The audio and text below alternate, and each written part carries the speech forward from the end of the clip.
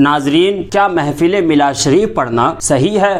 اگر صحیح ہے تو کیا اس کے جواز کا ثبوت قرآن و حدیث میں کہیں موجود ہے؟ اگر ہے تو کہاں پر ہے؟ اور جو بد مذہب وہابی، دیوبندی، نجدی انکار کرتے ہیں محفل میلاد شریف کا، ان کے بارے میں ہمیں کیا عقیدہ رکھنا چاہیے؟ آئیے اس ویڈیو میں ہم اسی تعلق سے بات کریں گے۔ السلام علیکم ورحمۃ اللہ وبرکاتہ۔ آپ دیکھ رہے ہیں مشاہدین نیٹ ورک۔ چلیے ویڈیو کا آغاز کرتے ہیں۔ جس وقت ہوئی بس میں جہاں میں تیری آمد، سجدے کو تیرے جھک گیا اللہ کا گھر بھی۔ حضور اقدس صلی اللہ تعالی علیہ وعلا آلہ وسلم کا میلاد اقدس اللہ تبارک و تعالی کی تمام نعمتوں کی اصل اور اس کا سبب ہے۔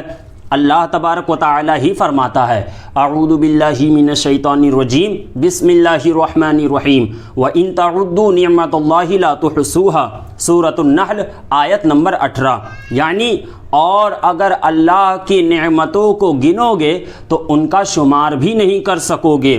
اور ایک جگہ پر اللہ تبارک و تعالی ان نعمتوں کا چرچا کرنے کا حکم عطا فرما رہا ہے، فرماتا ہے اعوذ باللہ من الشیطان الرجیم، بسم اللہ الرحمن الرحیم، وَأَمَّا بِنِعْمَةِ رَبِّكَ فَحَدِّثْ۔ یعنی اور اے قرآن پر ایمان لانے والے اپنے رب کی نعمت کا خوب چرچا کرو۔ لیکن میں آپ کو یہاں رک کر ایک بات بتانا چاہوں گا کہ انبیاء و مرسلین علیہم الصلاۃ والتسلیم بھی تو اللہ تبارک و تعالی کی نعمتوں میں شمار ہے، لیکن جب انبیاء و مرسلین کے نام پاک تو بڑی بات ہے، ان کی تعداد بھی مسلمانوں کو صحیح طریقے سے نہیں معلوم ہے، تو کیا ان کا ذکر کرنا، ان کا چرچا کرنا مسلمانوں کی قدرت میں ہے؟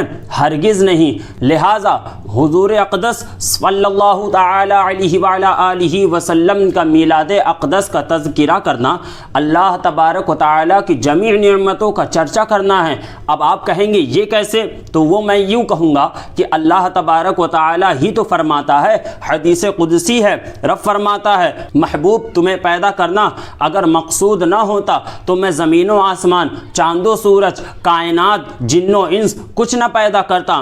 حتیٰ کہ یہاں تک ارشاد فرمایا کہ محبوب اگر تمہیں پیدا کرنا مقصود نہ ہوتا تو اپنی ربوبیت کو بھی ظاہر نہ کرتا۔ معلوم کیا چلا؟ زمین و آسمان، چاند و سورج، کائنات، جن و انس جو کچھ بھی عالم میں ہیں سب صدقہ حضور کا ہے، سب دین حضور کی ہے، سب صدقہ آمینہ کے لال کا ہے، سب صدقہ حسنین کے بابا کا ہے۔ تو معلوم کیا ہوا؟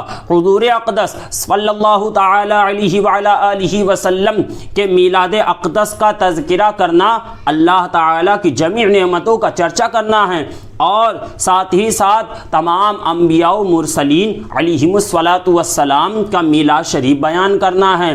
وَلَنِعْمَ مَا قَالَ الْعَارِفُ الرُّوم رضی اللہ تعالی عنہ، نام احمد نام جملہ انبیاء است، چونکہ صد آمد نود ہم پیش ماس۔ حضور اقدس صلی اللہ تعالی علیہ وعلا آلہ وسلم کی تعظیم و توقیر مسلمان کا ایمان ہے، اور اس کی خوبی قرآن عظیم سے مطلقاً ثابت ہے۔ اللہ تبارک و تعالی ارشاد فرماتا ہے اعوذ باللہ من الشیطان الرجیم، بسم اللہ الرحمن الرحیم، انا ارسلناک شاہدا ومبشرا ونذیرا لتؤمنوا باللہ ورسولہ وتعزروہ وتوقروہ۔ یعنی بے شک اے محبوب ہم نے تجھ کو حاضر و ناظر اور بشارت دینے والا اور ڈر سنانے والا بنا کر بھیجا، تاکہ اے لوگو تم اللہ تعالی اور اس کے رسول پر ایمان لاؤ اور اس کے رسول کی تعظیم و توقیر کرو۔ اس جملے کو بخوبی یاد رکھے کہ اس کے رسول کی تعظیم و توقیر کرو۔ اب سنیے یہ ایک دلیل، اب دوسری دلیل سنیے۔ اللہ تبارک و تعالی ارشاد فرماتا ہے وَمَن يُعَظِّمْ شَعَائِرَ اللَّهِ فَإِنَّهَا مِن تَقْوَى الْقُلُوبِ، یعنی اور جو شخص اللہ کے شعاروں کی تعظیم کرے تو وہ بے شک دلوں کی پرہیزگاری ہے۔ شعاروں کی تعظیم یعنی اللہ تبارک و تعالی کی نشانیوں کی تعظیم کرے۔ پہلی آیت میں تعظیم و توقیر کرو، دوسری آیت میں شعاروں کی تعظیم کرنے والے کے لیے فرماتا ہے کہ وہ دلوں کی پرہیزگاری ہے۔ اور سنیے ایک اور آیت مبارکہ، فرماتا ہے رب اعوذ باللہ من الشیطان الرجیم بسم اللہ الرحمن الرحیم ومن یعظم حرمات اللہ فہو خیر لہ عند ربی، یعنی اور جو شخص اللہ کی حرمتوں کی تعظیم کرے تو وہ اس کے لیے اس کے رب کے حضور بہت بہتر ہے۔ اب پھر سے سنیے، پہلی آیت میں تعظیم و توقیر کرو فرماتا ہے، دوسری آیت میں شعاروں کی تعظیم کرے تو وہ بے شک دلوں کی پرہیزگاری، تیسری آیت میں جو شخص اللہ کی حرمتوں کی تعظیم کرے تو یہ اس کے لیے اس کے رب کے حضور بہت بہتر ہے۔ یہاں سے معلوم یہ چلا کہ حضور کی تعظیم و توقیر کرنا، حضور کی میلاد شریف پڑھنا، حضور کی میلاد شریف میں شریک ہونا یہ غلط نہیں، بالکل صحیح ہے، اور یہ تو نص قطعی سے ثابت ہے۔ اب آگے بڑھیے، اور اس میں بالکل شک نہیں کہ حضور اقدس صلی اللہ تعالی علیہ وعلی آلہ وسلم اللہ تبارک و تعالی کے شعار اعظم اور اس کی حرمت عظمیٰ ہیں، تو حضور اقدس صلی اللہ تعالی علیہ وعلی آلہ وسلم کی تعظیم جس طریقے سے بھی کی جائے گی حسن و محمود ہی رہے گی، اللہ وحدہ لا شریک کی عبادت ہی رہے گی۔ ہمارے اس بیان سے روشن ہو گیا کہ یہ قیام جو وقت ذکر ولادت مقدسہ مسلمانان اہل سنت محض بنظر تعظیم و اکرام حضور سید الانام علیہ وعلی آلہ الصلاۃ والسلام بجا لاتے ہیں، بے شک شرعاً حسن و محمود ہے، اور بے شک یہ بھی حکم الہی وتعزروہ وتوقروہ کی بجا آوری ہے، بے شک یہ بھی اللہ عز و جل کی عبادت ہے، بے شک اس قیام تعظیمی کو بجا لانے والا مسلمان فرض تعظیم رسول علیہ وعلی آلہ الصلاۃ والسلام ہی کو ادا کرنے والا ہے،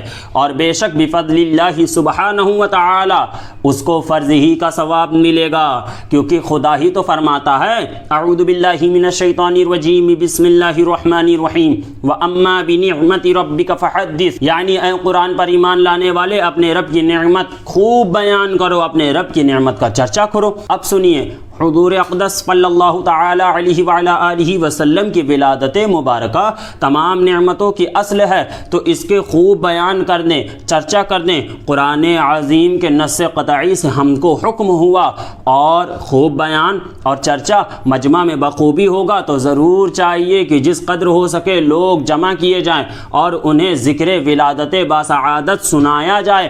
وقت و روز و تاریخ و مقام کی تعیین و تداعی و اہتمام صرف اس لیے کہ مجمع بخوبی ہو، بس اسی کا نام تو مجلس میلاد اقدس ہے۔ لہذا مذکورہ بالا ارشادات مقدسہ سے روشن ہو گیا کہ مجلس میلاد پاک بے شک شرعاً حسن و محمود ہیں، حکم خداوندی کی بجا آوری ہے، اللہ سبحانہ و تعالی ہی کی عبادت ہے، اس کا ذکر کرنے والا فرض تحدیث بنعمت اللہ کو ہی ادا کر رہا ہے، اور اللہ تعالی کے فضل و کرم سے فرض ہی کا ثواب پا رہا ہے، بشرطے کہ ایمان والا ہو، وللہ الحمد وعلی حبیبہ وآلہ الصلاۃ والسلام۔ لیکن آج کل مجلس میلاد شریف منعقد کرنے، اس میں قیام سے انکار کرنا، اس سے باز رہنا کفار وہابیہ و مرتدین دیوبندیہ کا شعار ہے، یعنی پہچان ہے۔ تو جب یہ خبثہ محفل میلاد شریف کے ہی سرے سے منکر ہے تو جلوس عید میلاد النبی صلی اللہ تعالی علیہ وعلی آلہ وسلم کے انعقاد کے کیوں کر موافق ہو سکتے ہیں؟ جلسہ میلاد اقدس میں خصوصاً واقعات ولادت مقدسہ وارحاسات مبارکہ زمانے شیرخواری کے واقعات کا مفصل بیان، مبرہن و وقاہر و روشن و ظاہر ثبوت رسالہ مبارکہ ارشاد اہل الرشاد الی باب مجالس میلاد، جس کو تحریر فرمایا ہے حضور شیر بے اہل سنت حضور مظہر اعلی حضرت علیہ رحمت و رضوان نے، اس کو آپ ملاحظہ فرمائیں۔ یہاں پر اس رسالہ مبارکہ کے صرف چند اقتباسات مشت نمونے از خروارے کے طور پر ذکر کر دیے ہیں، جس سے اپنے سنی مسلمان بھائیوں کے دلوں کو، ان کے ایمان کو مزید روشن کرنا مقصود ہے۔ اب میں آپ کو یہاں پر رک کر بس چند وقتوں میں یہ بات بتاتا ہوا چلوں کہ یہاں پر اس رسالہ مبارکہ کے چند اقتباسات مشت نمونے از خروارے کے طور پر جو ذکر کیے گئے ہیں، اس رسالہ مبارکہ کو تحریر فرمانے والی ذات کے بارے میں کون؟ حضور مظہر اعلی حضرت حضور شیر بے اہل سنت۔ یہ وہ حضور شیر بے اہل سنت ہے جن کو طالب علمی کے زمانے میں حضور مجدد اعظم حضور اعلی حضرت رضی اللہ تعالی عنہ نے 80 سالہ تجربہ کار دیوبندی مناظر مولوی یاسین خامسرائی خلیفہ خاص تھانوی کے مقابل مندرجہ ذیل وکالت نامہ عطا فرمایا۔ تحریر فرماتے فقیر ہلدوانی منڈی ضلع نینی تال کے مناظرے کے لیے عزیزی مولوی حافظ حشمت علی قادری برکاتی لکھنوی زادہ اللہ تعالی من فیضہ الخفی والجلی کو اپنا وکیل مقرر کرتا ہے، اور ان کا قبول و عدول فقیر کا قبول و عدول ہوگا۔ اور جب حضور مظہر اعلیٰ حضرت وہاں سے فتح و کامرانی کے ساتھ واپس تشریف لائے تو حضور اعلیٰ حضرت رضی اللہ تعالیٰ عنہ بہت خوش ہوئے اور خوشی میں ارشاد فرمایا آپ ابو الفتح ہیں، حشمت علی میرا روحانی بیٹا ہے۔ اور ایک کتاب میں حضور اعلیٰ حضرت رضی اللہ تعالیٰ عنہ نے تو آپ کو ان الفاظ میں یاد فرمایا، ولد مرافق غیظ المنافق عزیزی مولوی حافظ حشمت علی قادری برکاتی لکھنوی۔ کون مظہر اعلیٰ حضرت؟ یہ وہ حضور شیب اہل سنت ہے کہ جن کے بارے میں محررہ مقدسہ کے ایک عظیم ہستی نے ارشاد فرمایا تھا کہ مجھے یہ کہنے میں باک نہیں کہ حضرت شیب اہل سنت میرے استاد محترم بھی تھے۔ کون شیب اہل سنت؟ جن کے بارے میں شہزادہ اعلیٰ حضرت نے فرمایا کہ آپ مظہر اعلیٰ حضرت ہیں۔ یہ وہ شیب اہل سنت ہے کہ تقسیم ہند کے وقت میں ایک وقت ایسا بھی آیا کہ اکیلے پورے ہندوستان کی سرزمین پر اعلان فرمایا کہ پاکستان بنانا حرام ہے، حرام ہے، حرام ہے۔ یہ وہ شیب اہل سنت ہے جن کے بارے میں حضور مفتی اعظم ہند نے فرمایا، تحریر فرماتے ہیں وہ بے شہ سنت کے شیر ہیں، میدان حق گوئی کے مرد دلیر ہیں۔ انہوں نے در حقیقت تم پر مذہبی احسان کیا تھا کہ تم کو وہابی ہونے سے بچایا، بمبئی جیسے شہر میں وہابیت کے پنجے نہ جمنے دیے۔ میں تم سے سچ کہتا ہوں کہ 100-150 مولوی بھی باہم مل کر وہ کام نہیں کر سکے جو اللہ اس کے رسول جل جلالہ صلی اللہ تعالی علیہ وآلہ وسلم کے فضل و کرم سے اکیلے مولانا حشمت علی خان صاحب نے کر دیا۔ یہ وہ حضور شیب اہل سنت ہے جن کے بارے میں کہ چوچا مقدسہ کی ایک عظیم ہستی نے سرکار سیدنا مختار اشرف سرکار کلا رضی اللہ تعالی عنہ تحریر فرماتے ہیں جو ان سے واقف ہو کر ان کے عقیدے کے موافق ہے وہی صحیح معنی میں سنی ہے، صحیح الایمان ہے، اور ان سے واقف ہو کر ان کا بدگو ہو تو وہ یقیناً بد مذہب بے دین ہیں۔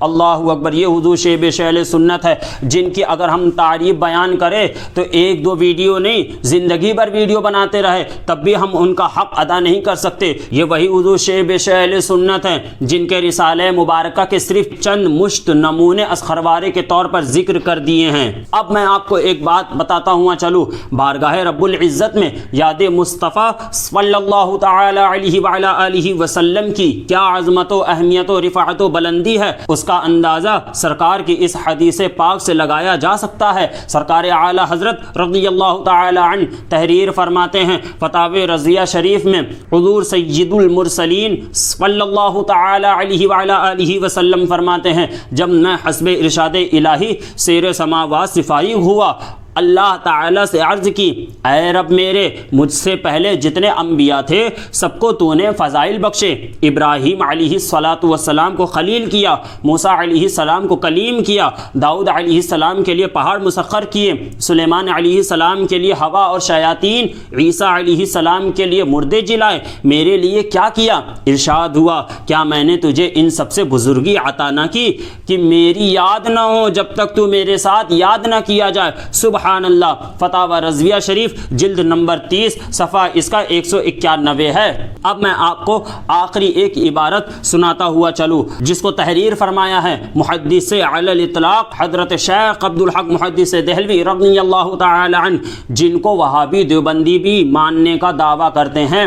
وہ فرماتے ہیں اخبار الاخیار شریف میں، اے اللہ میرا کوئی عمل ایسا نہیں جسے تیرے دربار میں پیش کرنے کے لائق سمجھوں، میرے تمام اعمال فساد نیت کا شکار ہیں، البتہ مجھ فقیر کا ایک عمل محض تیری عنایت سے اس قابل اور لائق اتفاق ہے، وہ یہ کہ مجلس میلاد پاک کے موقع پر کھڑے ہو کر سلام پڑھتا ہوں اور نہایت ہی عاجزی و انکساری محبت و خلوص کے ساتھ تیرے حبیب پاک صلی اللہ تعالی علیہ وعلی آلہ وسلم پر درود و سلام بھیجتا ہوں۔ اے اللہ وہ کون سا مقام ہے جہاں میلاد سے بڑھ کر تیری طرف خیر و برکت کا نزول ہوتا ہو؟ یہ جملہ پھر سنیے، فرماتے ہیں اے اللہ وہ کون سا مقام ہے جہاں میلاد سے بڑھ کر تیری طرف خیر و برکت کا نزول ہوتا ہے؟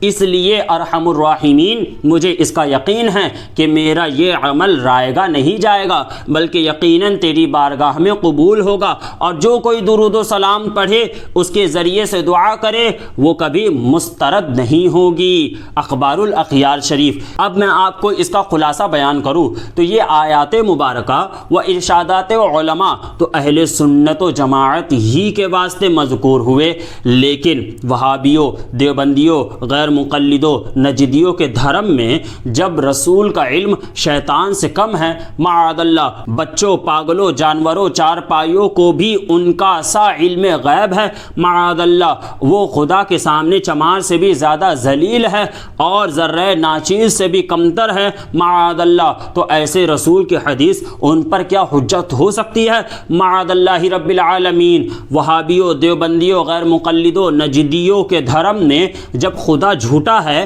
معاذ اللہ چوری کر سکتا ہے، معاذ اللہ شراب پی سکتا ہے، معاذ اللہ ظلم کر سکتا ہے، معاذ اللہ جاہل ہو سکتا ہے، معاذ اللہ جتنے اچھے برے گھنونے گندے کام بندے کر سکتے ہیں وہ سب کام خود بھی کر سکتا ہے، معاذ اللہ جھوٹ بولنے، ظلم کرنے سے، ہر قسم کی تمام بے حیائیوں میں مبتلا ہونے سے اس کی ذات میں کوئی عیب، کوئی نقصان لازم نہیں آ سکتا، معاذ اللہ۔